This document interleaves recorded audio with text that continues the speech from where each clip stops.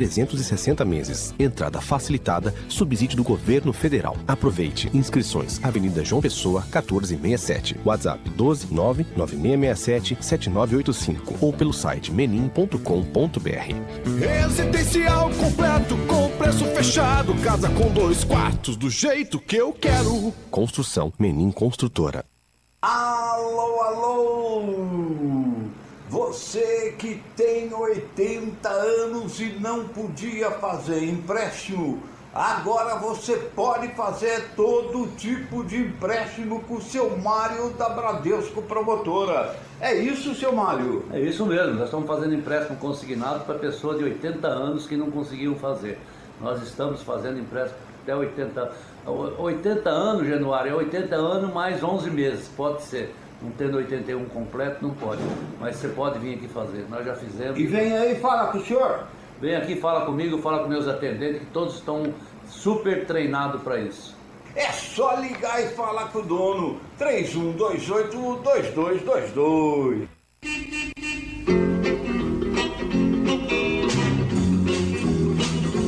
Oi, minha gente, nem todo mundo pode dizer que é um cliente satisfeito. Eu sou um cliente satisfeito Chemaralto, que eu compro direto com o dono. Eu falo com o Paulinho Credit, na hora ele vê as melhores ofertas e principalmente a facilidade que tem de desconto para deficiente, trabalhador rural, tudo isso o Paulinho Credit dá assessoria para você. E você fala direto com ele e compra o carro que você quiser. 3128-4400. Chemaralto! Olhando para o lado com a cara de malvado, Calhambeque Bibi.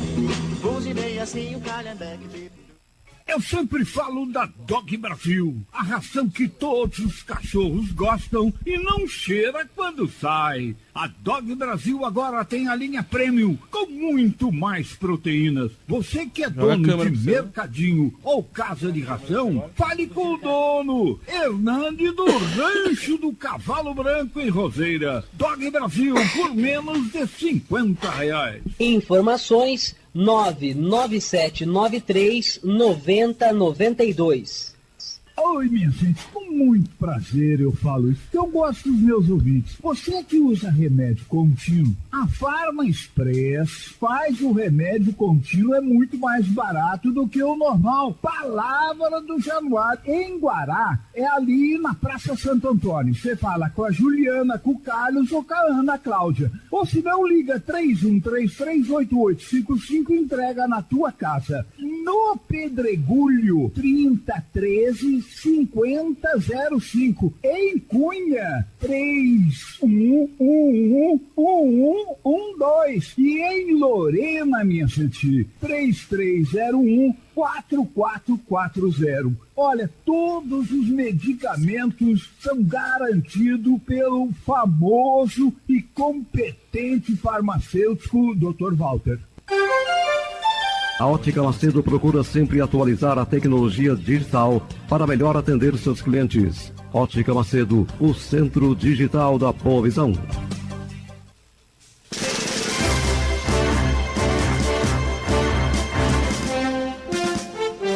Com o patrocínio de Chemaralto, Auto Posto Avenida, Magazine União, Guará Motor, Mário Bradesco Promotora, BASF, a Química da Vida, Hospital Frei Galvão, Hyundai Soliva e Ração Dog Brasil, você vai acompanhar o maior fenômeno do rádio regional. Há 55 anos no ar, programa Januário Repórter, ao vivo com imagens pela internet.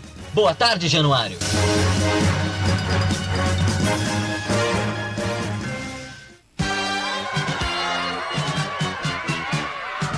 Muito boa tarde, alô, alô, Vale do Paraíba, boa tarde. Hoje nós estamos aqui ao vivo, programa Januário Repórter. Meu nome é João Vitor, a sua companhia no meio-dia. Hoje, dia 8 de outubro, terça-feira, o ano de 2017, comemorando o Dia do Nordestino. Você nordestino que está nos ouvindo, está nos assistindo, tem suas origens na região nordestina, nordeste do Brasil. Para o Chesco já está aqui nos nossos estúdios e vamos falar daqui a pouquinho. Será assunto também a inauguração da Felicidade. Felicidade é o nome da sede da Secretaria de Turismo de Guaratinguetá, que foi inaugurada no dia de ontem, com todos os ex-secretários de turismo da atual gestão, e não é só um, tem mais, e com o novo secretário, o Marim. E como destaque principal e inicial do programa de hoje, nós vamos falar sobre um pedido que será protocolado no dia de amanhã junto ao Ministério Público em Guaratinguetá, visando o cancelamento, a anulação do pleito eleitoral do Conselho Tutelar que aconteceu no último domingo. É isso mesmo, você não ouviu errado. O Conselho Tutelar estará na mira do Ministério Público e daqui a pouco nós vamos falar sobre isso, as situações que aconteceram no dia da eleição, que foi domingo, e que vão dar margem para uma representação no Ministério Público. Olha, compra de votos, a atuação externa na eleição, e eu vou trazer aqui daqui a pouquinho uma das provas que, segundo o entendimento das pessoas que vão protocolar esse pedido, está bastante claro uma intervenção externa através deste áudio que eu vou trazer daqui a pouquinho para você, querido ouvinte. Mas sem perder tempo, muito boa tarde, doutor Tiago Vieira. Boa tarde, João Vitor, boa tarde, Tayane, a todos os ouvintes. Mais uma vez ao vivo no programa Januário Sanin para informar o cidadão de Guaratinguetá e região de tudo aquilo que ele precisa saber. Vamos com tudo. Doutor Tiago, qual o destaque inicial do senhor para o programa de hoje? Pois é, hoje me chamou a atenção, João Vitor. Sim. Eu cheguei já falando disso. É um vídeo que começou a circular nas redes sociais hoje. Um vídeo que começou a circular nas redes sociais Golden hoje. Shower?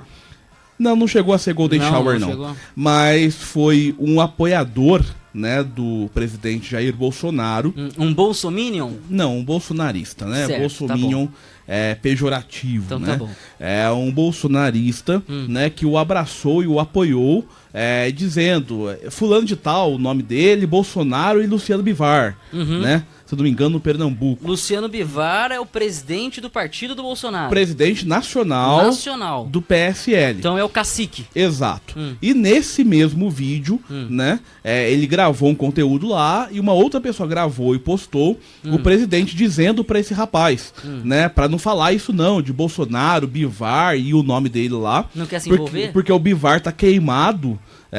O Bivar tá queimado, ele usou esse termo, o Bivar tá queimado e vai queimar o meu filme também. Foi isso que o Bolsonaro disse.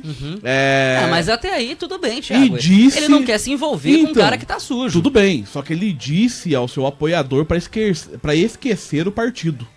Esquece esse partido. Bolsonaro disse hoje pela manhã para um de seus apoiadores: esquece esse partido. Esquece o PSL? Esquece o PSL. E aí já é matéria nos principais sites, né, agora no horário do almoço, que o Bolsonaro, né, e certamente será matéria em todas as rádios e imprensa durante o período da tarde, que o Bolsonaro pode estar de saída do PSL, meu Deus, pelo menos partindo do vazamento, né, vazamento entre aspas. O Bolsonaro ele implantou, João, e ao nosso internauta e ouvinte, ele implantou uma medida que foi orientada pelo seu filho Carlos Bolsonaro, que é falar na saidinha da Alvorada. Então tem um espaço que é ali. Saidinha da Alvorada? Saindo do Palácio da Alvorada, tem um espaço ali por onde o presidente obrigatoriamente tem que passar. É uma cancela. Por aí, mais ou menos isso. Um cercadinho, mais ou menos por aí. E nesse ambiente a imprensa passou a se reunir, apoiadores, youtubers, enfim, tanto a imprensa formal quanto apoiadores e produtores de conteúdo online. Porque o Bolsonaro para lá? Ele para lá para dar entrevista. Entendi. Né, passou a ser uma política constante dele, parar naquele espacinho para dar entrevista, dar declarações, tirar foto com apoiadores.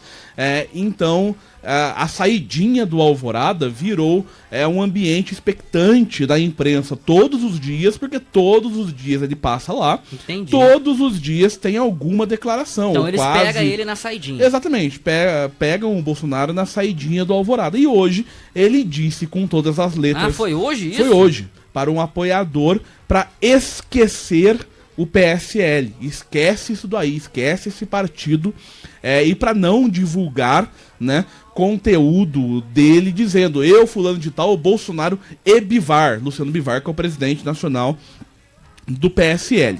Na verdade, João, o PSL, ele foi o partido escolhido pelo Bolsonaro, entre tantos, para esposar o seu bolsonarismo, né? Virou o ambiente para o bolsonarismo. Mas não havia necessariamente um apego dele, Bolsonaro, ao partido PSL ou a qualquer outro partido. As pautas do PSL não necessariamente eram pautas do Bolsonaro. Tanto é que, como nós sabemos, durante o período de campanha, quem assumiu a presidência nacional do PSL foi o Cristiano Bebiano, né? Que por um curto período de tempo chegou Gustavo a ser... Bebiano. Gustavo Bebiano, desculpa. O Gustavo Bebiano, que por um curto período de tempo foi ministro de Estado, inclusive, e ele assumiu a presidência pelo período eleitoral por qual motivo? Para que o PSL andasse nos eixos do interesse do próprio Jair Bolsonaro durante o período de campanha, justamente porque não havia uma plena confiança dele, Bolsonaro, para com o presidente do PSL, Luciano Bivar.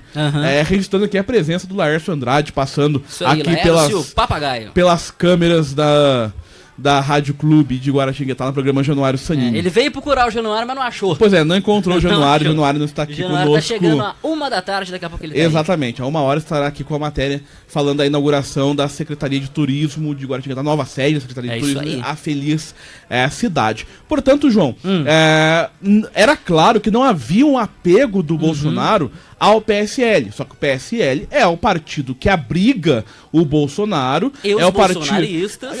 Parte dos bolsonaristas está abrigado no PSL, bem como, pelo menos 2 dos seus filhos, né, porque o Carlos Bolsonaro não é filiado ao PSL, quem é filiado é o Flávio Bolsonaro e o Eduardo Bolsonaro. O Carlos Bolsonaro é de outro partido, não me recordo agora. É o PSC, do Peixinho. Isso. Ele não é do PSL, mas enfim, aí chamou atenção, né? Como matéria aí para debate, os nossos ouvintes, internautas, vão ouvir falar muito disso, provavelmente durante o dia de hoje, nas principais veículos de opinião e de imprensa, porque chamou atenção o próprio Bolsonaro se distanciando do Luciano Bivar, o que daí já não é nenhuma novidade, né? Como eu disse no período de campanha, ele se distanciou porque não havia uma plena confiança dele para com o Bivar, mas agora sair, né, ou se afastar do PSL também, ele como presidente eleito, tendo seus 2 filhos como partes do partido, como integrantes do partido, de fato chama a atenção. Pois Thiago, e mas parecia, você até fez esse apontamento, eu quero registrar, que não parecia que ele estava tirando sarro nem fazendo brincadeira. Não, ele tá falando sério. Parecia sério. O Bolsonaro Exatamente. tá falando sério, ele tá falando sério dizendo, esquece o PSL. Eu acredito também, Thiago, porque teve algumas pataquadas, digamos assim, no PSL, que influenciaram aí na imagem do presidente. Porque veja só você, as candidaturas laranja, por exemplo, que aconteceram no estado de Minas Gerais, inclusive o próprio ministro do Turismo está diretamente envolvido, ele já não é mais um suspeito, ele já foi indiciado. Se for aceita a denúncia, ele virará réu. Então é uma questão, é uma questão bastante complicada em que as pessoas que estão em volta do Bolsonaro se meteram e agora o presidente vai ter que, cair fora. O próprio PSL indiretamente está convidando o Bolsonaro a sair, porque todos nós sabemos que o Bolsonaro, ele é anticorrupção. Ele não fica onde tem esse tipo de atividade. O PSL era um partido anão, por ser um partido anão, um partidinho, ele não tinha essas histórias macabras de corrupção, então foi para lá. Mas saindo do PSL, para onde iria o Bolsonaro? Porque o Major Olímpio... O destino, né, do Bolsonaro mais óbvio seria o PRTB, que é o partido do vice. né? Isso do Mourão. Seria o destino mais óbvio. Tirando o PSL. Levi Fidelix. Exatamente. Pessoal. Tirando o PSL, João, não existe nenhum partido, na verdade nem o próprio PSL, que expresse esses conceitos do bolsonarismo. Não tem. Seria o conservadorismo aliado ao corporativismo militar para ter o apego ao Bolsonaro, né? E aí você pode analisar até a questão do que aconteceu com o PSL em Guaratinguetá. Você tem uma ala militar se distanciando do PSL porque estão apegados ao Bolsonaro e ao bolsonarismo, entendendo que o PSL em está apegado à ideologia de Olavo de Carvalho. Olha, o nosso ouvinte está falando exatamente isso, bastante Thiago. Complicado. João, nós elegemos Bolsonaro e não o PSL, tá dizendo aqui o Newton César Borges. E essa questão é bastante delicada, porque se o Bolsonaro sair do PSL, vai enfraquecer muitos grupos políticos que estão agregando as suas principais cartas do baralho, digamos assim, os seus principais coringas, em torno desse partido que é o PSL. Nós já falamos e discutimos aqui, presenciamos inclusive uma discussão acalorada entre o atual mandatário, ex-mandatário do PSL de Guaratinguetá. Em Lorena também há essa disputa.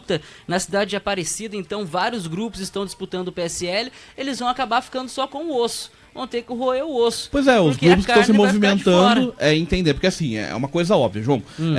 O PSL, ele é uma cartada importante para as eleições municipais, né? Porque ele é um partido, primeiro, pela bancada que fez, vai receber aí cerca de 500 milhões de fundo eleitoral, né? Dependendo dos valores do fundo, 500 milhões? Deve chegar a esse valor de 500 milhões de fundo eleitoral. Se o fundo subir ao valor que se espera que se chegue, o PSL deve ser um dos partidos muito beneficiados com o fundo, número 1.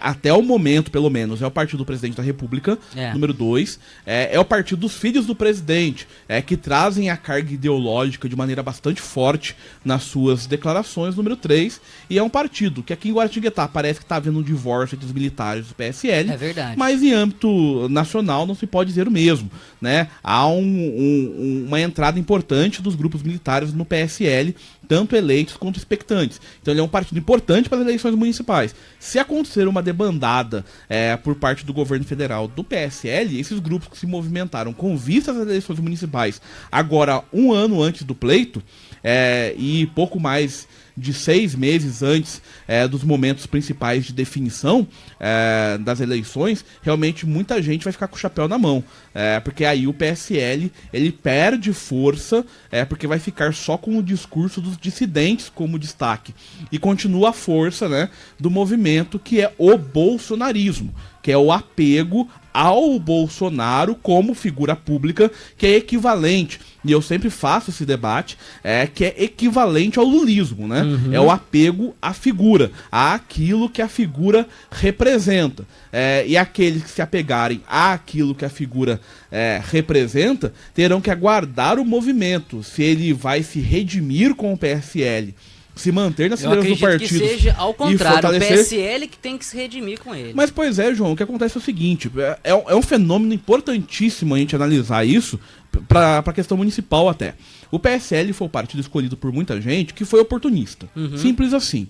Viram que o Bolsonaro era um fenômeno latente, ele tinha potencial, né? Até 2016, Thiago, 17... eu acho que foi ao contrário. Foi o Bolsonaro que foi atrás do PSL. Na verdade, o Bolsonaro, ele namorou vários partidos. Sim. Ele PSC. participou... Exatamente, ele namorou vários grupos. Partidos. O PSL foi aquele partido que certamente abriu as portas e as pernas para tudo aquilo que o Bolsonaro exigia. E de fato abriu as pernas, porque exatamente. Deixou nomear inclusive outro presidente. Exatamente, que partido que o presidente nacional diz, para te ter como candidato, eu vou sair da presidência e vou deixar outra pessoa da sua indicação como presidente no meu lugar até o final da campanha. É um interesse. Então, mas assim, era um movimento importante. Todo mundo via que o Bolsonaro era potencial.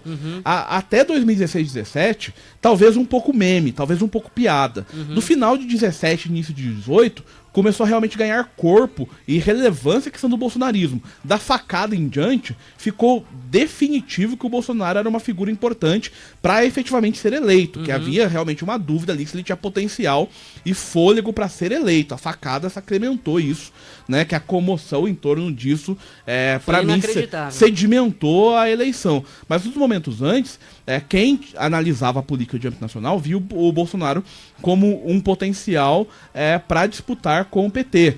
O João Amoedo, ele surgiu do nada dias antes do início da disputa eleitoral. É verdade. Ninguém se falava de Amoedo, ele teve um momento de destaque. Quando depois os votos Amoedo, dele migraram, saíram dele, Bolsonaro. Exatamente. Então, mas conheceram o Amoedo quando ele fez a declaração de bens dele. Um candidato que declarou 400 milhões de reais em bens. Foi daí que saiu o Amoedo nas manchetes. Eu confesso pra você, Thiago, eu fiz até campanha na minha família pra o Amoedo. Eu vi. Tive discussões com o Marco Antônio Baracho ainda nesse microfone a favor do Amoedo. Mas depois, no decorrer do período eleitoral, eu percebi que não votar no Bolsonaro era votar no PT.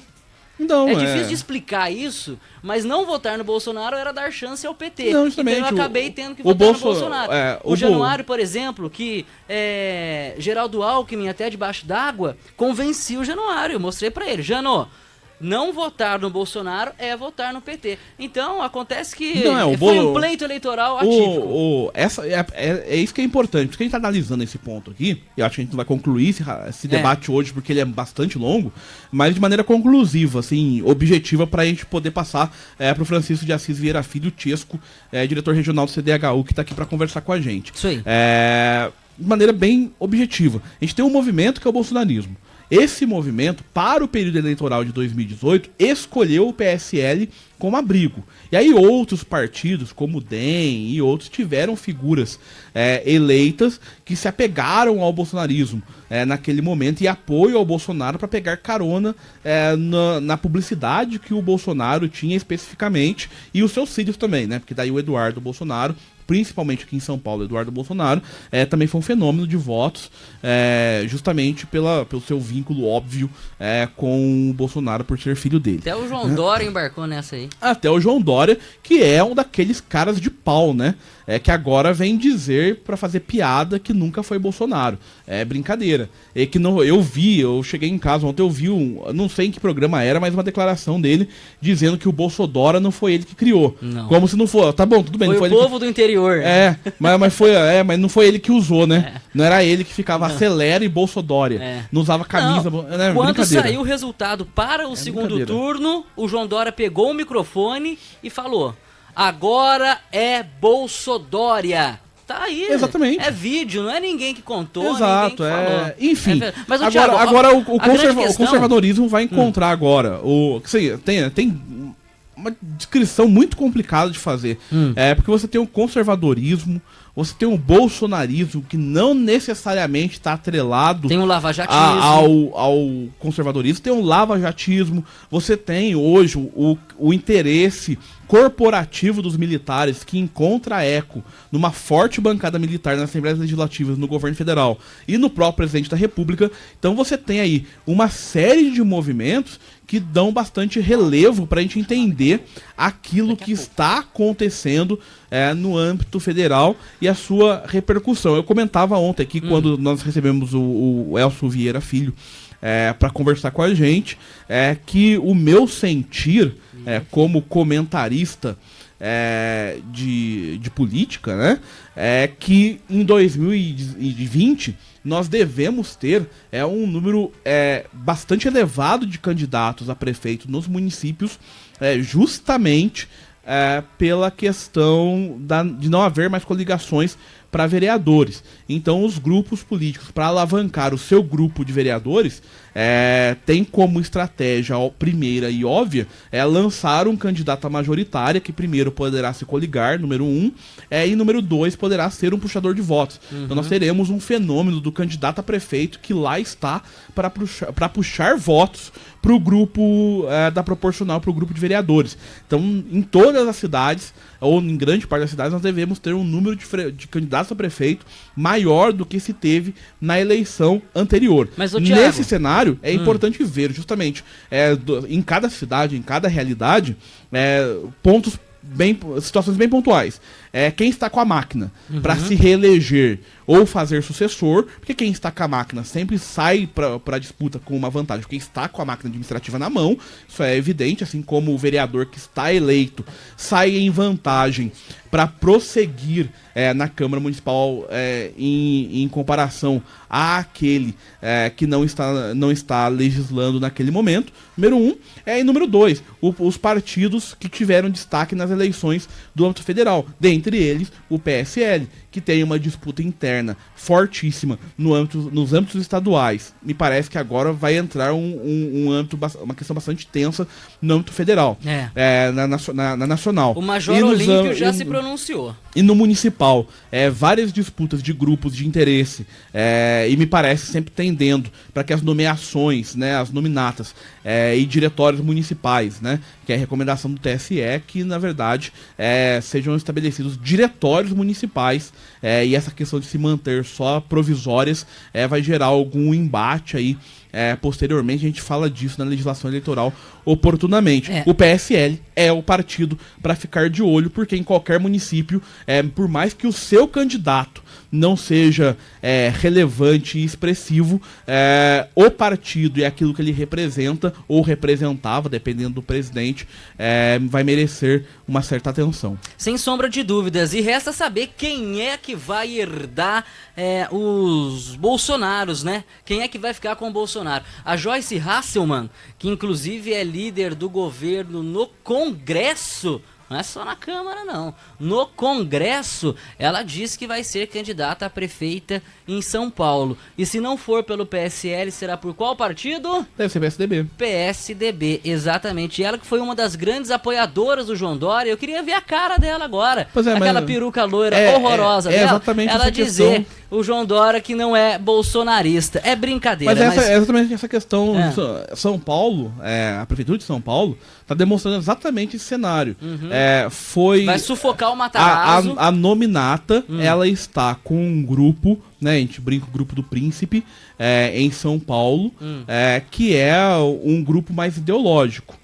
Ao passo que é um grupo que se opõe a Joyce Hasselmann, porque ela demonstrou um apego pessoal ao João Dória, e isso deve se quase repetir um amor. Em vários momentos. Só que assim, é uma disputa muito complicada, porque você tem gente de conteúdo ideológico e sem voto tentando abafar pessoas com conteúdo menos ideológico, mais apegadas ao Bolsonaro do que à ideologia partidária e ao movimento bolsonarismo mais extremo, mas que tem voto. Então vai ser bem interessante essa questão da disputa de quem não tem voto, mas tem apego e ideologia, e quem tem voto, mas está se distanciando do discurso. É o caso em São Paulo da Joyce Hasselmann e da Janaína Pascoal também, que tem tido um discurso bastante divergente da ala ideológica do PSL.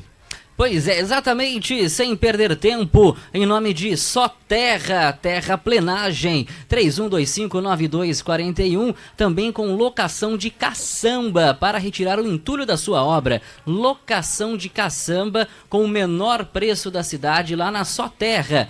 31259241. A sua casa própria é um sonho possível. Residencial Itália. Venha morar no bairro estruturado, que vai conceder a você e a sua família muito aconchego e excelentes dias da sua vida. Aproveite essa oportunidade e compareça de segunda a sexta em horário comercial na Avenida João Pessoa, número 1467. Leve com você os 3 últimos olerites para a simulação deste financiamento facilitado pela Caixa Federal, que pode chegar em até 360 vezes, com subsídio do governo e com o uso do seu FGTS. Entrada facilitada direto com a construtora. Construtora Menin, Residencial Itália, Caixa Econômica Federal. É casa com 2 quartos. Telefone 2103 1193. 2103 1193. Dr. Tiago Vieira, eu trago a informação rapidamente de que hoje seria apreciado na cidade de São Paulo, acredito que no TJ, a possibilidade ou não da prefeita Teca Gouveia de Piquete, Ana Maria de Gouveia, permanecer no cargo de prefeita.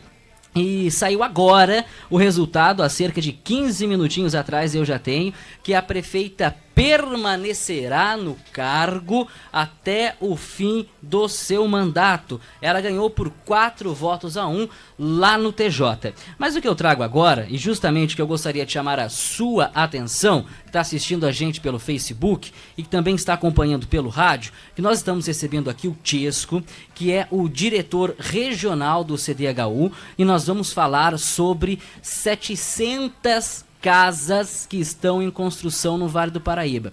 Minha gente, não é meia dúzia, não é 100, não é 150, é de baseada. São 700 casas em construção no Vale do Paraíba.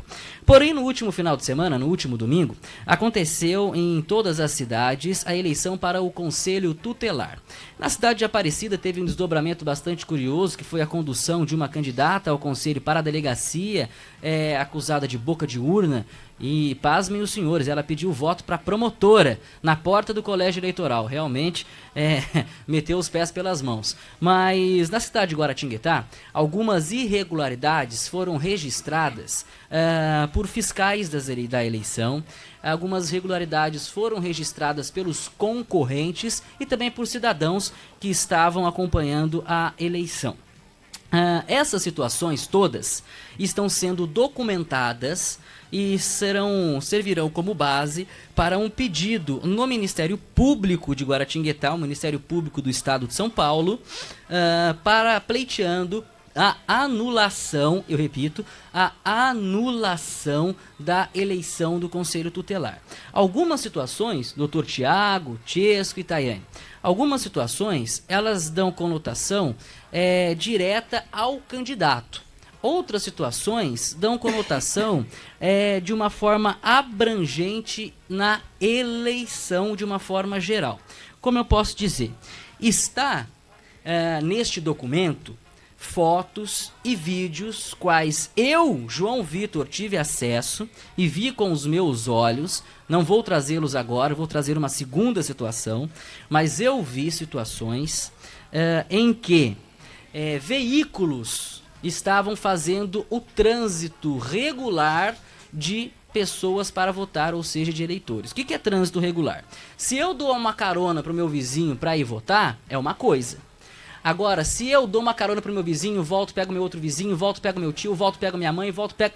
Pronto, é um trânsito regular. E isto é proibido, isso não pode ser realizado. O pessoal chama de arrastamento, sei lá, de eleitor. E isso, infelizmente, aconteceu na eleição do Conselho Tutelar de Guaratinguetá. Registrado em vídeo, registrado em fotos. E como se não bastasse a pouca inteligência de quem o fez, não se preocupou nem em deixar os eleitores na rua de trás do colégio Galhardo. Deixava na porta da escola de votação. E foi registrado. E isso daí em foto e vídeo e de candidato eleito, que vai ser objeto do Ministério Público. Uma segunda situação, doutor Tiago Vieira, qual eu chamo agora o comentário do senhor, é a seguinte. Para votar, estava previsto no edital que era necessária a apresentação do título de eleitor. Porém, entretanto, todavia, com documentos registrados e assinados, algumas pessoas tiveram a oportunidade de votar sem o título, enquanto outras pessoas não tiveram oportunidade. Mas, João, isso que você está falando é muito grave. Eu sei que é grave. E está nesse pedido de anulação para o Ministério Público. Algumas salas que estavam recebendo a votação, a pessoa podia votar sem o título. Em outras salas, a pessoa não podia votar sem o título. Então, onde estaria a coerência nesse sentido? Qual eu pergunto para o senhor se é um bom embasamento ou se é alhos por bugalhos. Na verdade, João, até aqui em respeito à presença do Tiesco... E daqui a pouco eu vou trazer aqui um áudio que sim, também faz parte desse pedido do Ministério Público, que já está com a Tayane. Duas coisas, né? Em respeito à presença do Tiesco, pra gente conduzir aqui a entrevista, e também porque eu prefiro ver o que será protocolado do Ministério Público, eu não vou entrar no mérito dos fatos dos comentários. Perfeito. O que eu posso dizer com relação a isso é que, para a eleição tradicional, né, eleição para os governos, prefeituras, etc., nós podemos votar sem um título de posse de um documento com foto, desde, claro, o nosso título de eleitor esteja regular perante a Justiça Eleitoral. E você esteja na sua sessão. Exatamente, esteja na sua sessão, mas né, não é exigível a presença do título. Então me causa estranheza. A questão da condução regular de pessoas... Então, mas estava previsto no edital da Sim, eleição do conselho que tinha que ter o título. Não, perfeito. Aí justamente as pessoas que irão apresentar junto ao Ministério Público é o que eu quero e eu espero que feita a apresentação seja nos encaminhado o que foi protocolizado junto ao Ministério Público, e se possível com os documentos, até para que a gente possa veicular e debater. Diante daquilo que você relatou, eu posso dizer, me parecem fatos relevantes e que podem, em tese, gerar algum questionamento sobre o procedimento, o pleito de conselheiros tutelares. Agora, é muito prematuro dizer que pode ou não haver uma anulação, que haverá ou não uma anulação. O que há é um pedido Exatamente. do Ministério Público. Algumas coisas que são relatadas e que a gente conversou aqui fora do ar, nem todas você apresentou e irá apresentar hoje aqui, me parece ser relevante, né? Me parece ser importante. Agora, não me sinto tranquilo a fazer juízo de valor sobre essas provas, até porque pessoalmente não tive acesso e não sei dizer e não saberia, seria até irresponsável dizer se seriam fatos efetivamente capazes de anular o pleito, porque aí é realmente algo muito grave. O fato de ter um carro levando e trazendo gente para votar, pega no candidato ou pega na eleição? Acho que pega no candidato, né? Não na eleição, pega no candidato. O que poderia pegar na eleição, e aí, como eu disse, realmente quem está alegando vai ter que comprovar isso e vai ser sustentar e isso ser comprovado. O que pegaria na eleição, eventualmente, pessoas tendo dificuldade de votar por conta de uma dubiedade na interpretação de regras de edital, aí já é um pouco mais preocupante. O restante das coisas me parece que pegam em candidatos, né? Sobretudo os denunciantes mostrando que de fato houve esse transporte, né, de candidatos, e mais, demonstrando em que tipo de veículo esses candidatos foram transportados, porque segundo as informações, também não estamos sendo levianos de jogar no ar, até porque eu já critiquei esse tipo de jornalismo aqui nos microfones do programa, me parece que há uma atenção também, não só para o fato do transporte de pessoas regular, como qual veículo, a quem pertence esse veículo, quiçá de todos nós. É verdade, cada vez que mexe, mais o cheiro ruim levanta. Mas sem perder tempo, eu vou trazer agora para as pessoas que estão acompanhando pelo rádio e pela internet a seguinte situação. Como você falou, situações pegam no candidato, situações pegam na eleição. Tiesco, preste só atenção neste áudio que nós vamos colocar agora. No edital, pede a idoneidade, tô falando certo, doutor? Perfeito. Idoneidade do candidato. E determinado candidato, que vai falar o nome dele neste áudio, ou melhor, dela, estava fazendo pedido de voto na igreja, ou seja, no altar, ou seja, o pastor da igreja, a igreja que tenha a ligação com a TV Record, esta igreja, o pastor subiu no púlpito, no altar, e falou o que vocês vão ouvir agora. Mas eu já vou adiantar um pouquinho. Se a minha mãe fosse candidata ao conselho tutelar, o pastor falando, eu não votaria, porque Deus e o Espírito Santo mandou votar nessa candidata. E daí ele põe um áudio aí. Daí você vai me perguntar, nossa, João, mas isso daí é um pedido de voto. O pastor está manifestando o voto dele. Mas as pessoas que estão embasando o pedido do Ministério Público diz que este é um ato de... como é que é, Thiago? De não idoneidade. Inidôneo. É um ato de não idoneidade. Pessoalmente, Ou seja, eu desconheço as regras específicas da eleição para Conselho Tutelar com relação a pedido de votos em ambiente de acesso ao público nas eleições regulares. Né, é proibido o pedido de voto em púlpito de igreja, etc. Ou em qualquer lugar, não há uma proibição ainda expressa. que lugar público ou não lugar há, privado de acesso ao público. Não há uma proibição expressa, mas diz o seguinte, que o candidato tem que ser idôneo. E o fato de o pastor pedir voto para ele, como se fosse, entre aspas, o voto de cabresto, que a gente sabe que quando o pastor fala, o seu rebanho obedece.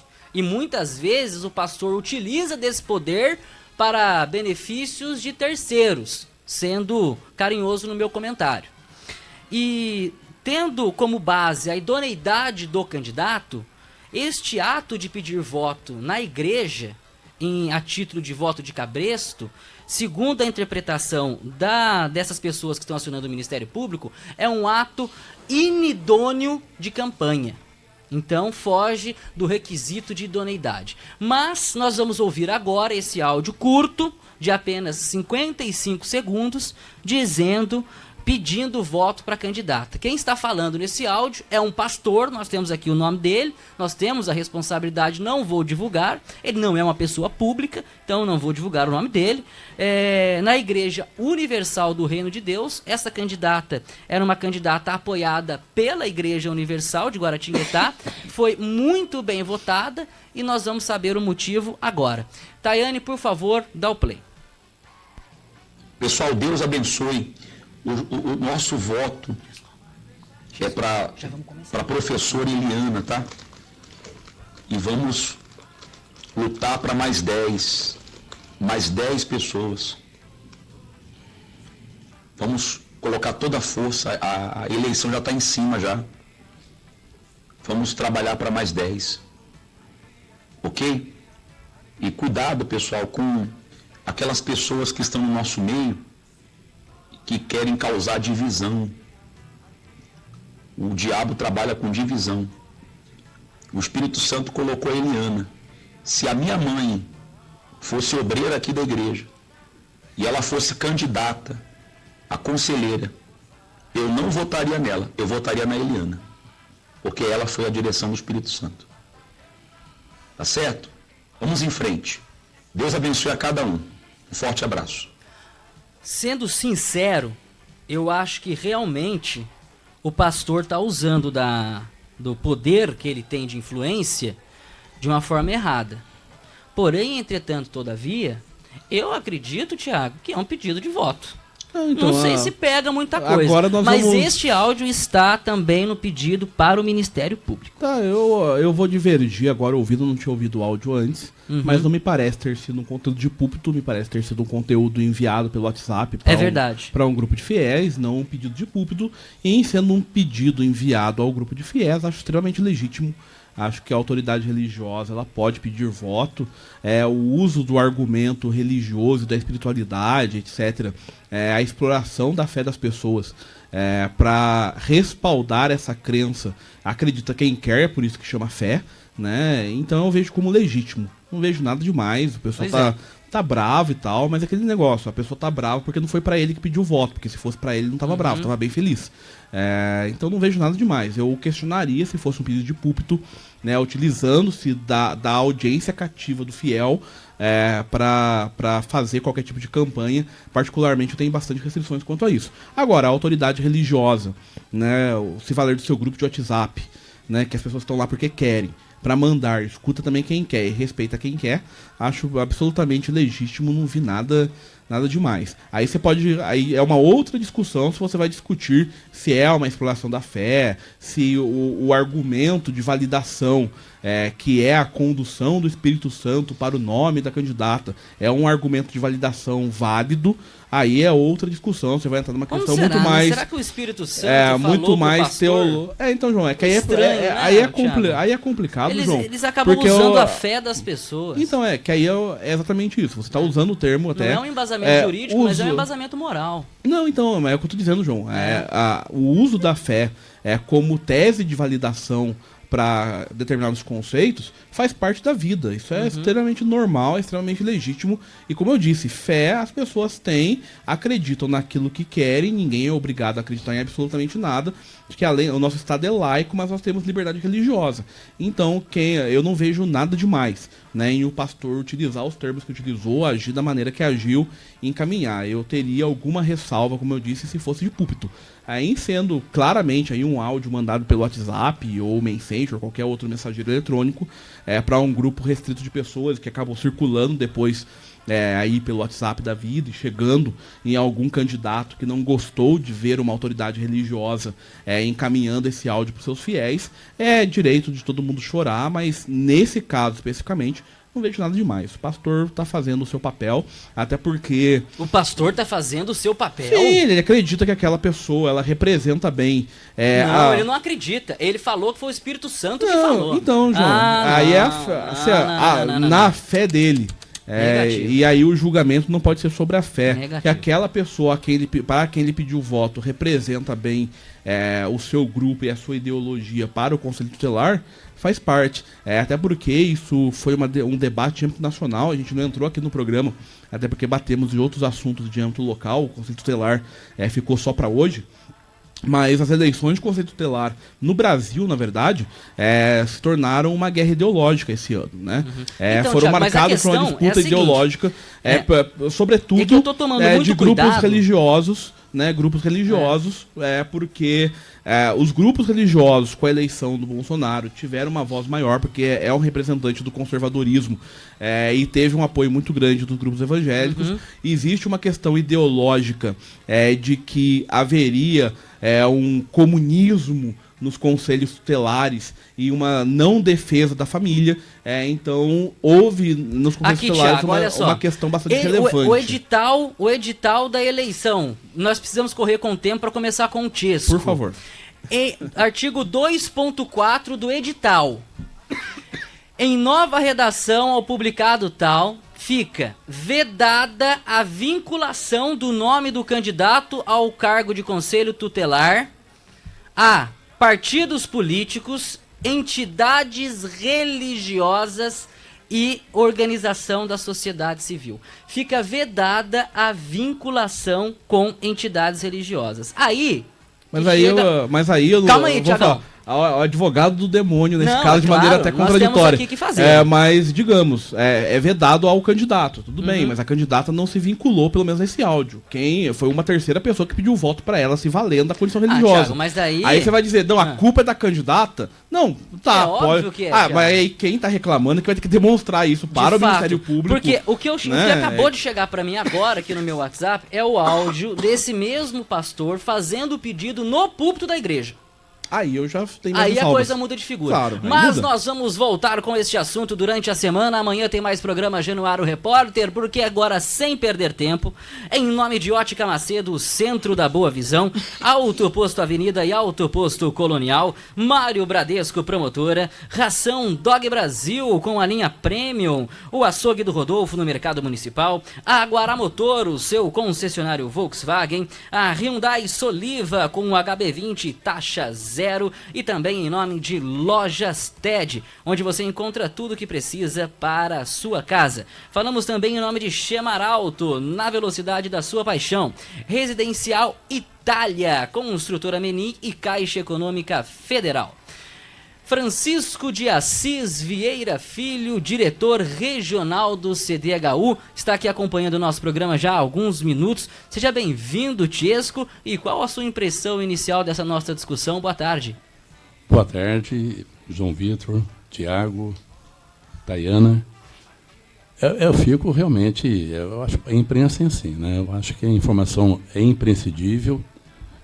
Realmente, a gente fica percebendo, né?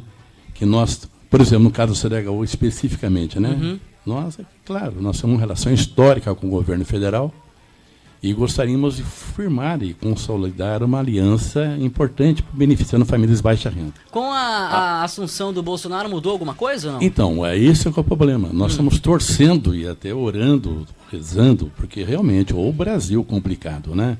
Nós estamos vivendo uma crise de 2016, que avançou em 2017, 2018, esse ano, Tiago, nós estamos com a expectativa que realmente o governo federal pudesse colocar a cara, mas o Congresso é complicado, o próprio presidente é uma maneira de conduzir o processo que ele perde amigos e aliados o tempo todo. É uma coisa muito importante ouvir aqui vocês fazendo um comentário sobre o PSL, que de repente deputados da base fica hostil ou até abandona o próprio partido. Isso é muito ruim no aspecto partidário, né? Mas torcemos pelo Brasil e queremos que dê certo, né? O Januário, você falou que é amigo histórico do Geraldo Alckmin Filho, que votou no Geraldo. No segundo turno eu também fiz a mesma coisa. No segundo turno o Geraldo não era mais o candidato, e aí entre o PT histórico, a gente conhece a história toda, e o Bolsonaro, é claro que eu votei no Bolsonaro no 17, né? Mas queremos que isso avance. As reformas estão truncadas, a reforma da Previdência, a reforma tributária, reforma fiscal, reforma política, né? E eu não sei por que a política dominou. Então é um direita e esquerda, os extremos estão se agitando e batendo. Quem não tem nenhuma relação nem com a direita nem com a esquerda. Olha, eu acho que o grande problema é o número de deputados federais. 513 deputados é muito difícil. Como é que você vai conseguir atingir todos os objetivos tendo 513 interesses diferentes para ter que lidar? Eu acho que para a gente conseguir que o Brasil realmente vá para frente, precisava uma reforma disso, uma diminuição. Então, entra a reforma política. Mas eles vão cortar na própria carne? Por isso, João Vitor, porque política, eu fui prefeito em Pinda e na época eu tinha 19 vereadores na Câmara Municipal. Hoje que são ano 11. Foi isso aí? 93 a 98. Eu nasci em 93, Chesco. Hein? Eu nasci em 93. Então, eu estava assumindo a prefeitura lá de Pindamonhangaba. Então, o que aconteceu? Eu tinha 19 vereadores, 16 na oposição, 3 na situação. Terminei meu mandato. Porque também a Câmara Municipal, vereadores ou no Congresso, quando o projeto é viável, tem conteúdo. No caso de Pinda, eu ia na Câmara Municipal e os vereadores também iam no gabinete. Era o tempo todo essa relação. Você não teria chance nenhuma de aprovar nenhum projeto, porque se fosse passado do princípio, tinha 16 na oposição. Então hoje, ao Bolsonaro, isso, menos, prestigie seu ministro da Economia, o Guedes, prestigie o Moro, não fica concorrendo com o Moro. O Moro tem uma história da Lava Jato consolidada, mas eu não posso, enquanto presidente, depreciar um assessor meu direto. O senhor também tem essa sensação, né? De que o Bolsonaro se aproxima do Moro nos discursos internacionais, mas se afasta no dia a dia? O dia inteiro faz isso. O dia todo. Quem é o técnico sou eu. Quem monta o time sou eu. Dá a impressão que a qualquer momento ele dá o cartão vermelho para o Moro, num momento em que a sociedade inteira, independente de vazamento, que todo Vaza Jato, etc. Mas ele mostrou, porque realmente, na minha geração, você viu, o João falou que em 93 ele nasceu. Eu estou com 71 anos. Eu nunca tive, na minha geração, uma leitura de que ex-presidente da República, deputados, senadores, empresários, ou seja, todo mundo foi preso. E um detalhe, se não tivesse cerceando essa velocidade, muitos outros, tem uma fila imensa que vai ser preso, mas imensa. Mas a impressão que estão... O senhor não teve a sensação de que a Lava Jato, em certo ponto, foi seletiva na escolha dos réus? Mas continua o processo, né? Não esgotou ainda. Eu gostaria que a celeridade, a velocidade dessas ações não demorasse muito, porque senão se comete injustiça também.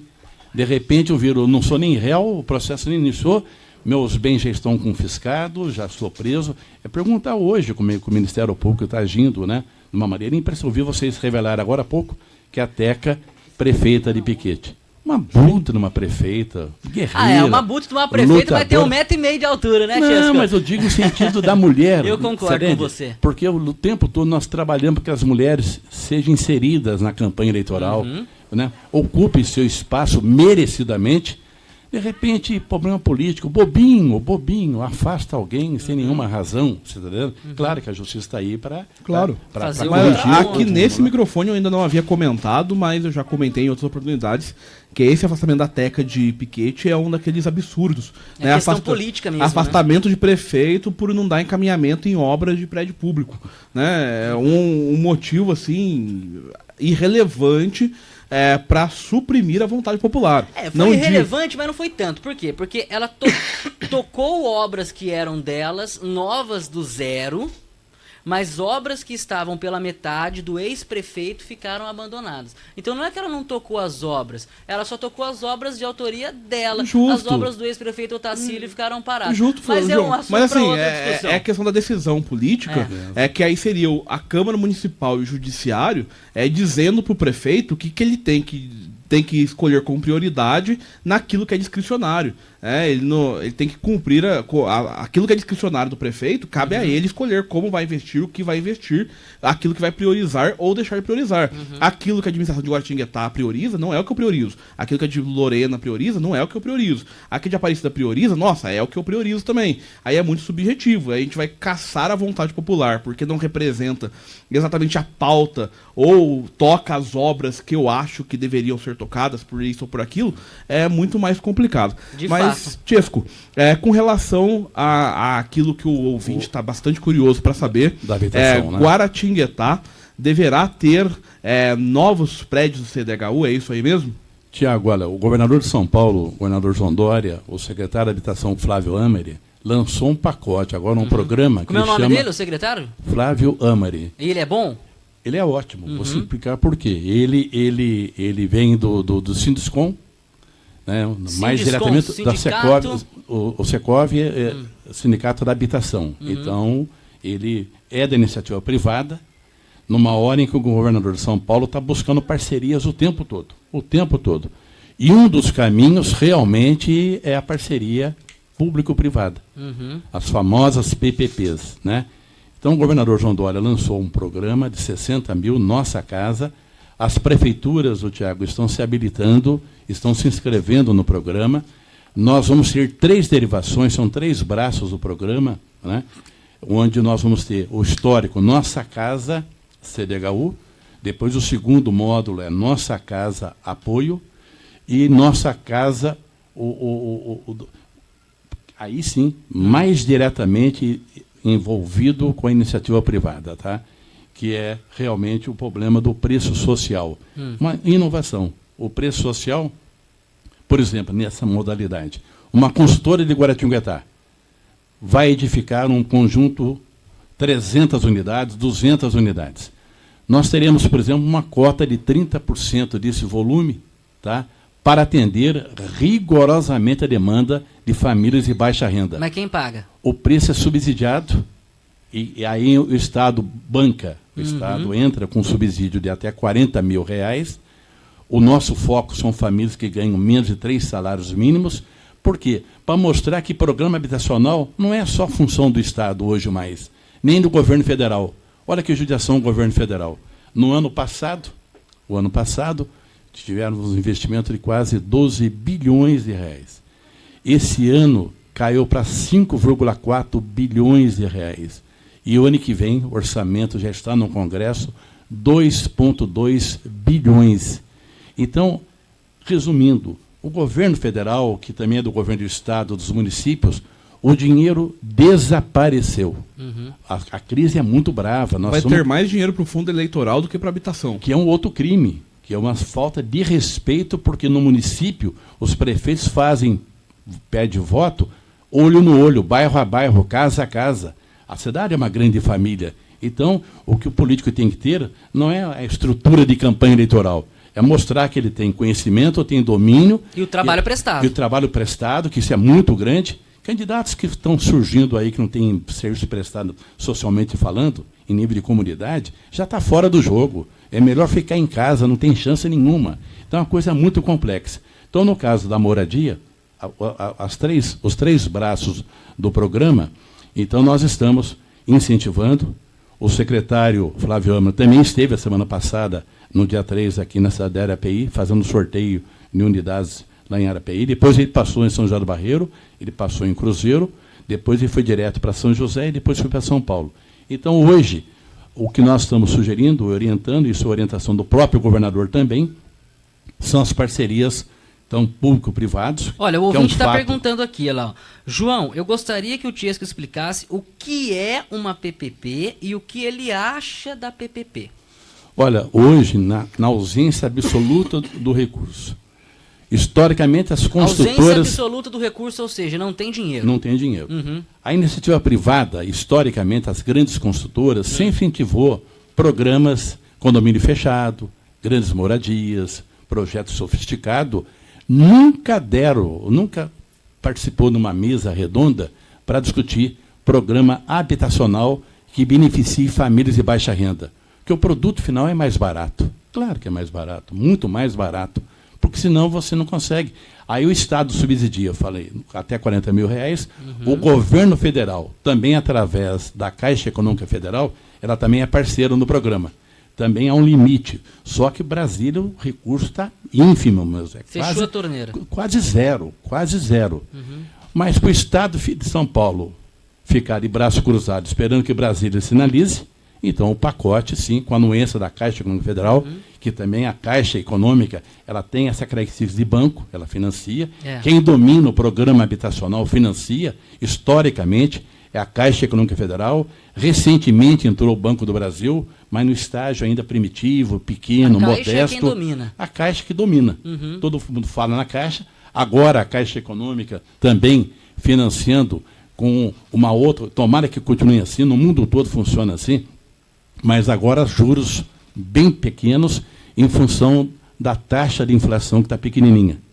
Então vira o referencial de 3,8%, no máximo 4%, para financiar moradia, exatamente para as famílias que precisam de casa. Atualmente é uma boa oportunidade financiar uma residência em tempos atuais? Se não mudar a regra do jogo, se a inflação ficar controlada como está, isso é caminhos seguros. Então, se eu puder, hoje, eu devo correr para o banco e financiar minha casa? Com certeza, o pessoal está fazendo isso. Qual o déficit habitacional do Estado de São Paulo? Hoje está na faixa de 1.200.000 unidades. Quando que você pretende atingir e tornar aí um superávit habitacional? Não, você vê um número abstrato, astronômico. É incalculável o volume de recurso aí, acima de 100 bilhões de reais, é um volume muito grande.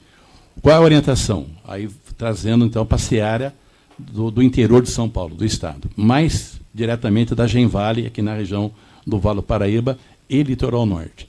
As prefeituras, historicamente, são parceiras nossas. O programa se consolida nos 3 braços, desde que o terreno seja disponibilizado pela própria prefeitura municipal, senão ela fica fora do jogo. Então ela fica só olhando. Só olhando.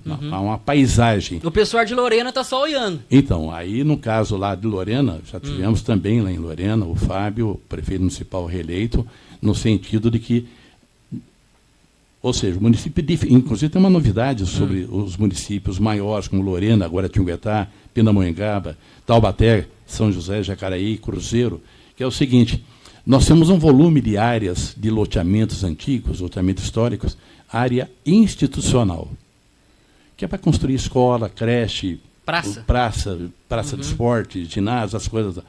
O projeto o governador está encaminhando para a Assembleia, precisa fazer uma reforma na Constituição Estadual para fazer a tão sonhada e decantada desafetação da área. O que é isso? Ou seja, a área institucional não pode ser dada uma outra orientação, uma outra tratativa. A área institucional, historicamente, ponto. Agora não.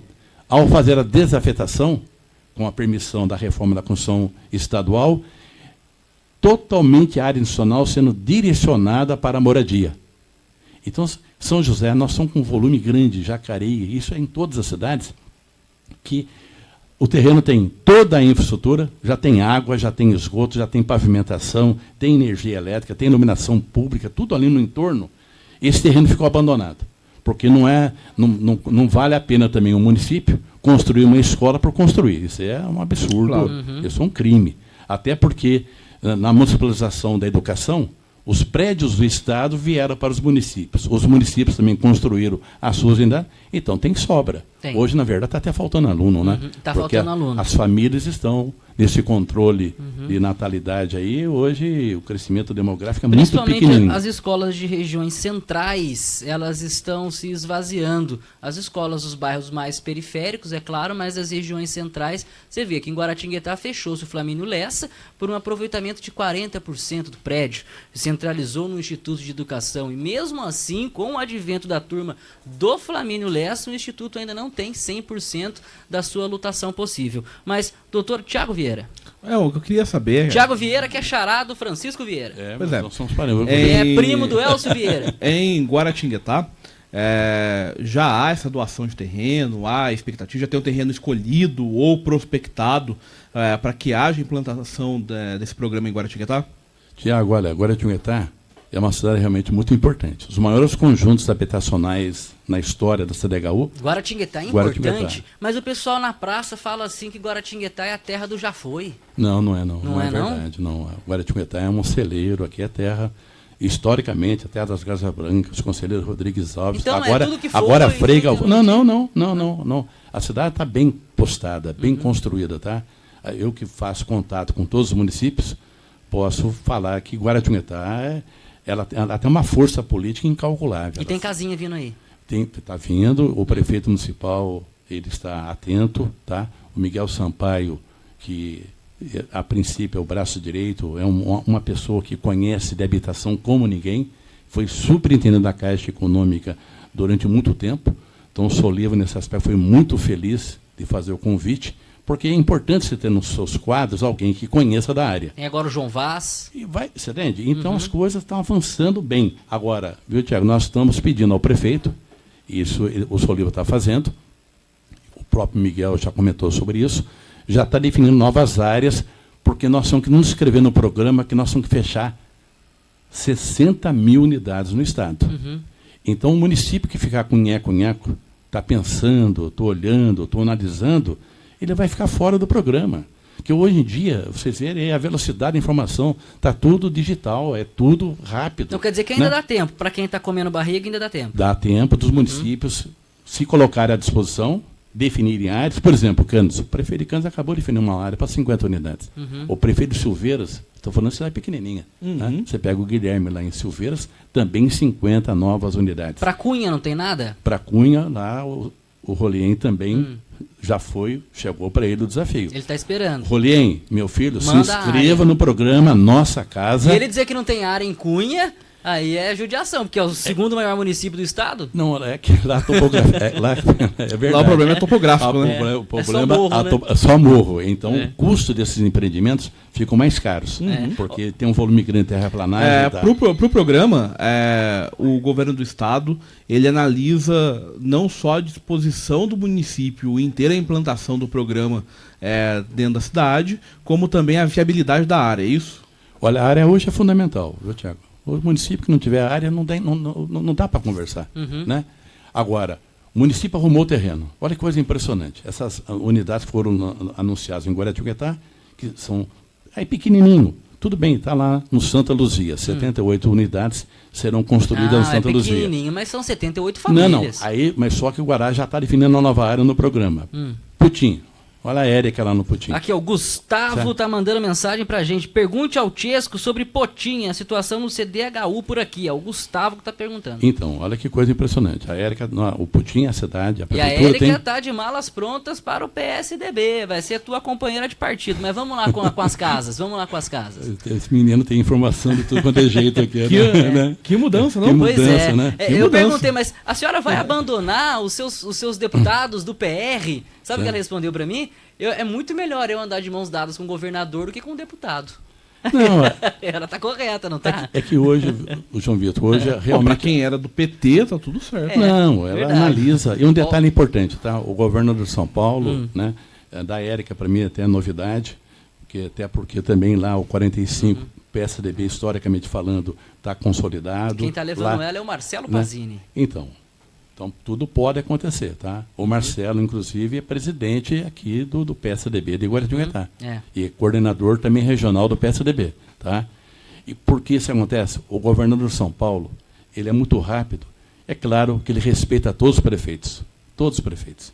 Então, se o prefeito hoje está tentando a reeleição, a tendência de ter sucesso na reeleição hoje é enorme. Uhum. Porque você só ficar jogando pedra, fazendo crítica, só buscando defeitos, isso já passou. Depois, numa crise que ninguém tem dinheiro para nada, aquela cidade que tem notícias boas, está ordenado, tem estrutura, vai avançar tranquilamente. Então, o pessoal às vezes subestima quem é candidato à reeleição, abre o olho porque a tendência de perder é muito grande. Barba de molho, né? Coloca a barba de molho. Eu estou lá moro em Pindamonhangaba, a mesma coisa. Lá em Pinda, o Israel é candidato à reeleição. Ah, está fora do jogo. Só que nem conhece política. Nunca quem busca a reeleição está fora do jogo. Já sai com percentual, né? Eu fiz a referência há alguns dias aqui. Guaratinguetá teve o fenômeno de ter um candidato à reeleição como o último colocado nas eleições. É porque a Tânia do PT não conta? Não é. Porque é que, na verdade, de fato, o PT naquele momento, ele não é que não conta, mas vinha numa situação muito ruim, que era o auge ali da Lava Jato, depois de Mensalão, uma debandada enorme do PT e a Tânia. Embora seja uma pessoa inteligentíssima, ela era desconhecida politicamente. Há controvérsias. Ela era uma pessoa desconhecida politicamente. O PT veio de candidaturas do Dr. João Carlos, que é extremamente conhecido na cidade, e aí tem uma questão aqui do interior, Cutiesco, vocês sabem muito bem, que as pessoas votam em pessoas, não necessariamente em partido. Hoje não. Só que assim, a Tânia, uma candidata desconhecida num partido que estava em crise, aí fica difícil até considerar. Aí o prefeito, em vigência, ficou em último colocado porque conseguiu fazer a pior gestão da história dessa cidade. Aí não tem como, né? E ainda tinha um movimento que o próprio Dória se aproveitou 2 anos depois, que é da eleição de administradores, né, de mudança da velha política e eleição de gestores, aqueles candidatos que se apresentavam fora do circuito político e como gestores. Aí o cenário, o quadro, ficou bem favorável para o atual prefeito. E claro que o quadro é favorável para a reeleição, porque quem está com a máquina na mão, a velha história, quem está com a máquina na mão, tem inaugurações para o ano eleitoral. Tem aí 2, 3 passos à frente. Né? Se estiver trabalhando, vai estar executando obras, fazendo mudanças, e fica com uma situação bastante favorável. E me parece, então, que o governador João Dória está com o olho bastante aberto para os prefeitos que buscam reeleição para trazê-los ao PSDB, é isso? Não, ele trabalha nesse sentido também, porque, como diz, a gestão é fundamental, claro. Claro que ele considera também, né? Você conversa com ele, Tiesco? Olha, com o governador. Com o Geraldo, eu sei que sim. Mas o governador João Dória... Não, tenho tido encontros com ele lá no Palácio, né? Ele é rápido, né? Ele deixa os assessores, porque ele elegeu o seguinte, ele descentralizou o governo. E ele quer ser presidente. Então, ele cuida da ação política, tá? Busca parcerias no Brasil e fora do país, mas tem no Rodrigo Garcia hoje, o vice-governador, uma referência. Tem no Flávio Amari, uma outra enorme referência. Tem no Marcos Penido, que é o supersecretário lá em São Paulo. Obras? Também, de obras, que inclusive família de Cruzeiro, que é do Vale do Paraíba. Marcos Penido. Então, qual é a realidade? Então, é buscar parcerias, tem recurso. O governador, ao lançar 60 mil unidades, ele quer entregar essas unidades, 60 mil, até o final de 2022. Olha que coisa impressionante, 2022. As obras começam agora, tá? Provavelmente quase nenhuma será entregue ao longo de 2021, que é o ano 2020, que é o ano eleitoral. Essas obras, com certeza, estarão em andamento, em construção, com previsão de entrega em 2021 e 2022. Então, são 60 mil unidades. No caso do Putin, nós citamos o Putin, a prefeita, e aí eu tiro o chapéu para os prefeitos, que no caso do Putin, a prefeita está preocupada em atender a demanda, agora tem que estar da mesma forma. Quantas casas para Putin? 187 unidades. 187 é bastante. Bastante. Sabe qual a localização, Tiesco? Ali no Bela Vista, é pertinho, uma área bem central, uma área nobre, e ela quer atender demanda, ela quer exatamente que todas as famílias do Putin, na carteira, anotação em carteira, ou atividade informal, porque muitos vivem em função até de Aparecida, trabalham em Aparecida, a maioria, ela quer que todos tenham o direito de se inscrever.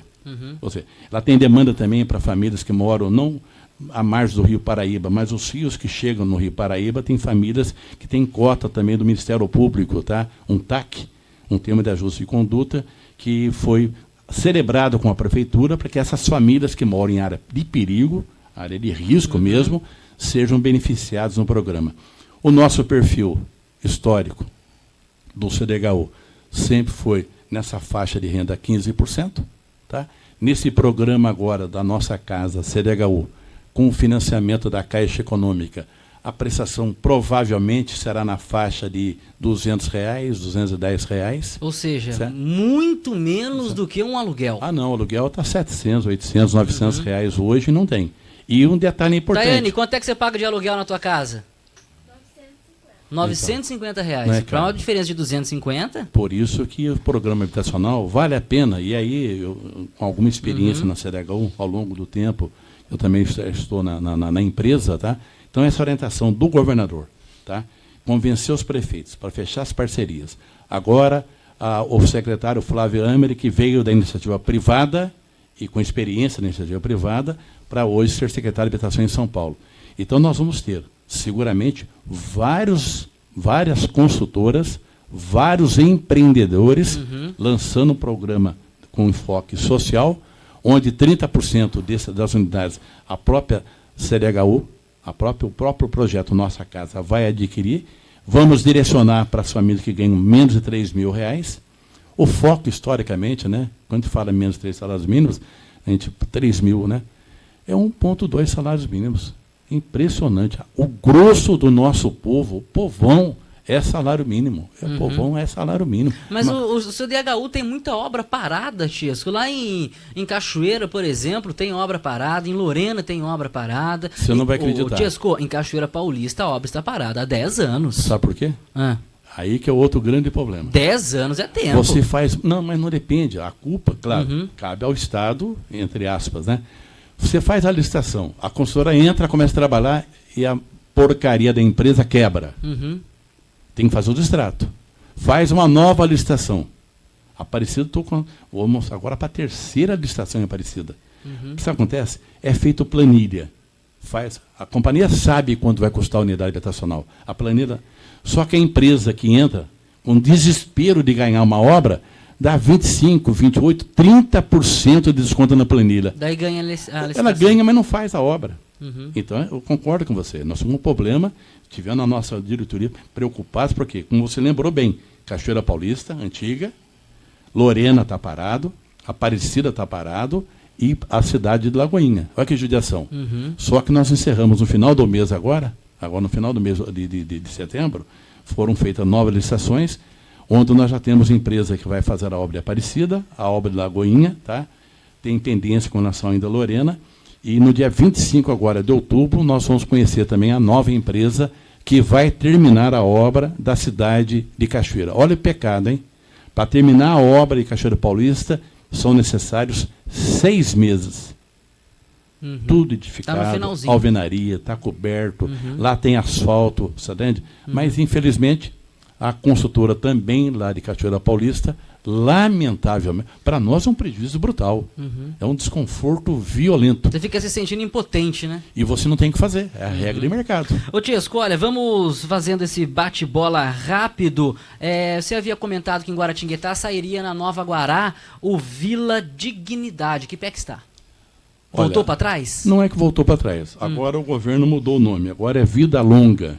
É Vida Longa. Mas vai sair? Olha, o Vida Longa é o seguinte. Então, como você falou, o Vila Dignidade mudou a nomenclatura. Tá bom. Como é que funciona? Igualzinho às casas populares. A prefeitura oferece o terreno.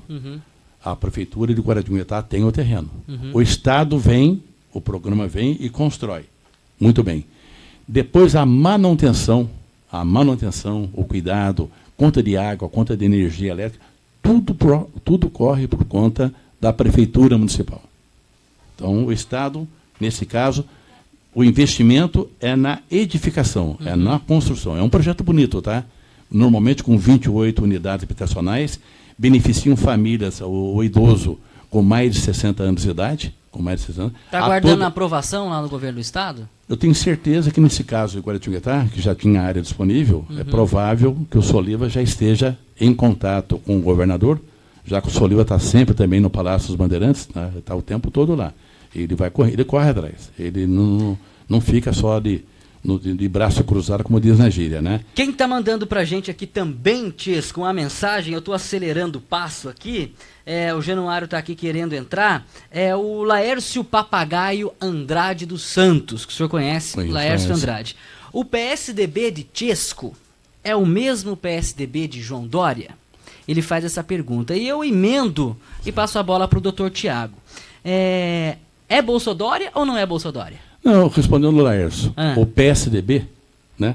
Claro, ali não é ninguém. O Partido Democrático, você tem pensamentos diferentes.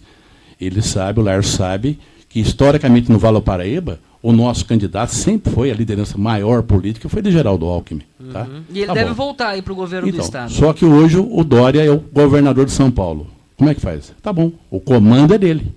O comando dele. Trazendo para Guaratinguetá. Qual é o PSDB que o Tiesco imagina para Guaratinguetá? Que realmente o nosso grupo histórico se organize e tenha a atitude, porque eleição é isso. E um detalhe, vocês citaram agora há pouco, Tiago, acabou os partidos políticos, essa história, né? Porque no PSDB, o Serra pensa de um jeito, o Dória pensa do outro, o Geraldo Alckmin pensa do outro, o Aloysio Nunes pensa do outro, o Alberto Gudman, que faleceu, pensa de um outro lá, que é normal, é natural. FHC, o FHC dá palpite o tempo todo, tá entendendo? E claramente de maneira bem divergente daquilo que é o pensamento do Dória. Muitas vezes até contra a orientação do próprio PSDB. Sim. Qual a orientação hoje do governador Dória? Ele reuniu o pessoal, eu estive lá também, tá? Eu estive, porque as amizades que eu construí na minha vida não é a amizade em função do 45. Até antes de 45 era do PMDB na época, do Ulisses Guimarães, do Franco Montoro. Depois houve rompimento na época do Quércia, que se criou o PSDB. Então, a boa notícia, o PSDB tem uma boa estrutura no Vale do Paraíba inteirinho e no litoral norte, para não falar no estado de São Paulo. Agora, o governador é o governador. Tem prefeitos da base aliada que procuram o governador o tempo todo. E o governador tem atendido. Então, como é que vai chegar em São Paulo, quem não é do PSDB não entra no Palácio do Governo? Isso não tem jeito, não tem lógico o negócio. E aí, sim, os prefeitos da base aliada ou não da base aliada têm tido um relacionamento muito bom com o governador Dória. Daí, foi mencionado pelo João Vitor, que é até a prefeita lá do Putin, a Érica, né? Eventualmente, não sei, mas teria sido convidada. E o que o senhor ouviu nos corredores do Palácio e do PSDB sobre a ida do prefeito de Guaratinguetá, Marcos Soliva, para o PSDB? Então, isso também, da mesma forma que da Érica foi comentado agora há pouco, tá? Não é menos verdade que o Soliva está sempre em São Paulo. Ele tem uma relação muito grande, não só com o governador, mas também com o Rodrigo Garcia. Impressionante, tá? Então, vários partidos já convidaram também o Soliva para entrar, ele analisa. O Soliva que tem que decidir qual é a tendência, para onde que ele quer ir, né? Tem resistência no partido A, B ou C. Hoje é diferente. Hoje quem decide, né? Decide, em termos de convite, tá? Primeiro o próprio governador, segundo a executiva estadual do PSDB. Ou seja, o diretório municipal local, que é bastante reativo a essa possibilidade, provavelmente vai ficar com o chapéu na mão. Você foi muito feliz na colocação, tá, Tiago? É assim mesmo. E tem gente que vai ficar agora com uma uruca. Não, o Tiago colocou. Não, mas eu concordo contigo. É porque tem muita gente batendo pé, né, doutor? Olha, o diretório municipal é bastante reativo. Isso veja em Pindamonhangaba lá o Vitão. Foi prefeito 4 vezes pelo PSDB. Ele saiu do PSDB. Hoje está no PMDB, lá em Pinda, por exemplo. Tá? E aí, como é que fica? O Vitão era liderança do 45, saiu do partido. O PSDB não vai lançar ninguém na cidade de Pindamonhangaba? Tem, Rafael Goff, garoto, tem a sua idade. Conheço muito. Novinho. Caramba, o Rafael Goff é louco, rapaz. Como é que ele vai entrar numa disputa entre Israel de um lado e Vitão do outro? É peso pesado. Mas está certinho, tem que colocar a cara. Se de repente o eleitor quer mudança, quer renovação, quer gente nova, por exemplo, de repente, não quero nem A nem o B, eu vou por aqui. Então, política é isso, olha. Política é construção de pontes. Eu concordo. Tem muitos militantes, né, muitas lideranças políticas que às vezes ele acha que ele é o pai, né? Ele que é o dono da verdade. Política é para somar, né? Registrando aqui, Thiago, rapidinho. É uma questão, rapidamente, só para complementar aqui o texto. Fique à vontade. É uma questão do pensamento político dos caciques, né? Que é a sensação que às vezes um ou outro tem de que é o dono do partido, porque no âmbito local o diretório municipal sofre pouquíssimas mudanças e gira sempre em torno da mesma panela. Mas agora, ante uma mudança, pelo menos no âmbito estadual, com uma liderança forte do João Dória, que deve se despontar como uma liderança nacional e com reflexo nacional para o PSDB, pelo menos no estado de São Paulo, o cenário fica bastante diferente disso que a gente tem analisado e tem vivido, tanto aqui em Guaratinguetá quanto em outras cidades aqui do Vale do Paraíba. Dona Antoninha, da cidade de Aparecida, fez aniversário ontem. Muito obrigado pela audiência, Dona Antoninha. A Fiinha Feitosa comemorando o dia do nordestino. Fiinha, parabéns. Tem ouvinte na ponta da linha de Lorena. Vamos lá. Alô? Alô? Alô, quem fala? É o Carreirinha, Joãozinho. Vamos lá, Carreirinha. O Vale do Paraíba está te ouvindo. Ô, Joãozinho. Diga. Queria fazer uma pergunta pro Tisco, eu conheço o Tisco. Ô, Tisco, qual é a ligação do Fábio Marcondes, do nosso prefeito aqui, com o João Dória? Parece que saiu aí umas casas do CDH1, né? E Lorena parece que não foi contemplada. Por que será isso? Eu gostaria que você esclarecesse aqui ao povo de Lorena que nós estamos esperando essas casas aí já faz muito tempo, tá bom, Tisco? Ele vai responder para você, meu amigo. Ele vai responder para você. Tá bom, então. Tisco, aquele abraço, viu, irmão? Obrigado, irmão. Obrigado, Carreirinha. Tá? Estamos juntos aí. Ó, só um lembrete, hein? O Fábio está terminando, está na fase final do distrato para completar e concluir aquelas 80 unidades habitacionais lá no Vila Rica, ali ao lado da SECAP de Lorena. Outro detalhe importante, tá? O Fábio também, prefeito municipal, ele também está se inscrevendo no programa Nossa Casa, para que mais áreas no município de Lorena, principalmente em função de um projeto maior, que nós falamos inicialmente sobre desafetação de áreas. O prefeito Fábio é um prefeito muito bem avaliado, foi reeleito, tá? Uma buta numa liderança na cidade de Lorena. Houve um probleminha político, de repente um outro grupo assumiu lá o PSDB da cidade de Lorena. Tá? Aí, Tiesco, e daí? Como é que você faz? Não é que fazer, é a decisão que você falou, Tiago, de governo. O próprio governador, de alguma maneira... Olha, nós estamos estourados no tempo, mas eu não posso perder a oportunidade, porque conversar contigo é muito gostoso, Tiesco. Não foi um grupo que pegou o PSDB de Lorena. Na eleição, o Fábio Marcondes abandonou o PSDB para a base do Márcio França. Ele deu a brecha para que um outro grupo assumisse. Ninguém passou rasteira em ninguém. Realmente o Fábio, em minha opinião, não sei a tua, trocou os pés pelas mãos totalmente. Então, isso aí é real. Tá? Ele se envolveu diretamente na campanha do Márcio França. Mas o PSDB, que historicamente é uma força regional, em Lorena, o Dória ganhou com uma vantagem descomunal. Sim. Um percentual realmente enorme. Claro, se realmente o prefeito... um detalhe importante, viu? O Fábio, ele se afastou. Ele pediu o afastamento do PSDB. Tá?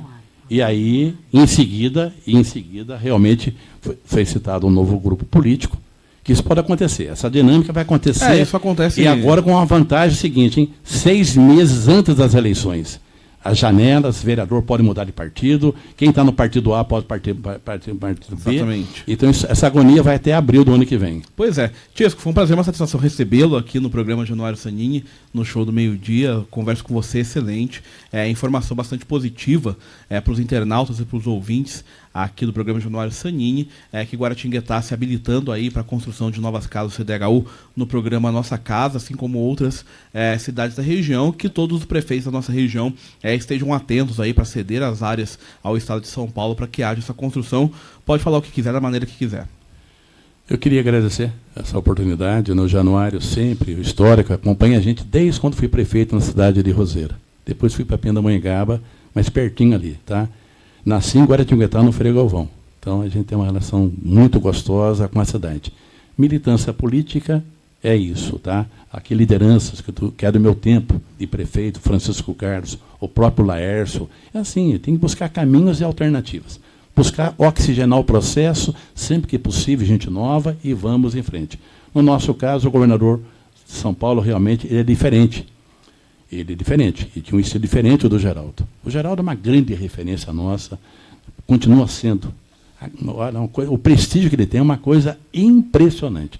A minha alegria é que realmente o Geraldo e o Dória, os dois se conversam. Tem que ter algum tipo de relacionamento e de respeito pela história que se constrói ao longo do tempo. E hoje, cumpro essa função de visitar os prefeitos, as prefeituras, dentro do projeto Nossa Casa, que aí sim, é atender a demanda das famílias na ponta de baixa renda, e uma moradia, quando se entrega, as famílias realizam o sonho da casa própria.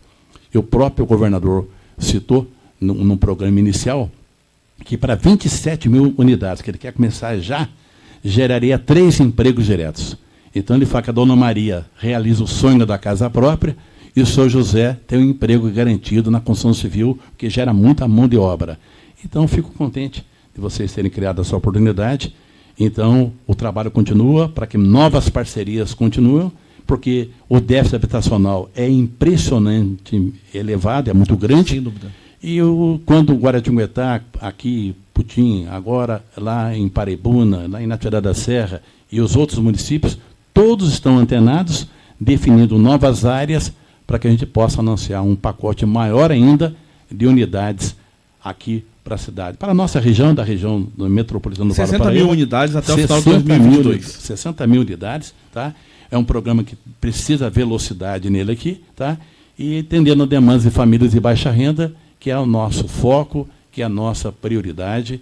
Daí a habitação é lindo quando se entrega a chave, porque ali é a família que se realiza, né? Como foi lembrado aqui, dá adeus ao aluguel e passa a viver naquilo que é seu.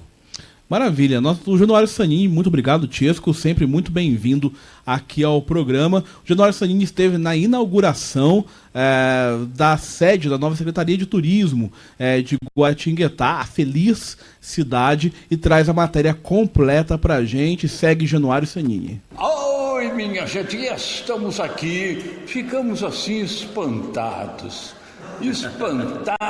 com a maravilha